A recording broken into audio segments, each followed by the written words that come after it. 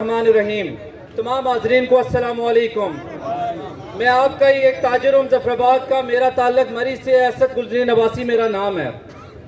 मैं आपकी इस तहरीक के हवाले से आपको ख़राज तहसीन पेश करना चाहता हूँ और यकीन जाने कि दिल से खुशी हुई है जो हम 25 करोड़ पाकिस्तानी अपने हुकूक के लिए ज़िंदगी में नहीं कर सके, वो आप लाखों लोगों ने, करोड़ से भी कम है, लाखों लोगों ने आपने करके दिखाया है।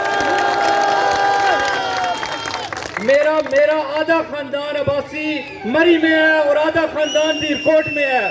मेरे लिए जैसा मेरा वतन पाकिस्तान है वैसे ही मेरे लिए कश्मीर है।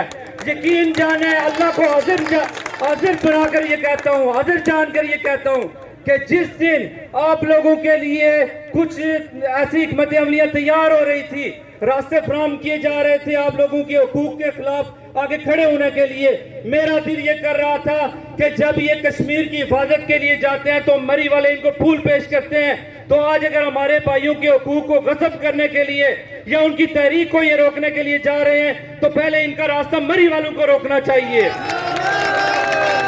और यहाँ से मैं अपने तमाम कश्मीरियों को, हुकूमत कश्मीर को मुतालबा पेश करता हूँ कि जो भी इनके लोग आपने कैद में रखे हुए हैं, ये कोई मुल्क नहीं है, ये एक रियासत है। यहाँ के आप सारे मामला बेहतर समझते हैं। इनके ऊपर जो आर्टिकल्स नहीं लागू होते आप जबरदस्ती इनके ऊपर बराए मेहरबानी ना लागू करें। हम पाकिस्तानी अवाम भी इनके साथ हैं और मैं दिल से आपको कह रहा हूँ, मैंने अपने कानों से सुना है कि हमारे लोग कहते हैं देखे कश्मीर वाले की उन्हें क्या करी छोड़ा जरा, तो माशाल्लाह जी देखो अपने हुकूक किस तरह की नहीं है। बस आखिर मैं यही कहूंगा कि मफामत न सिखा जबरे नारवा से मुझे, मफामत न सिखा जबरे नारवा से मुझे कि मैं सर बकफूल लड़ा दे किसी बला से मुझे।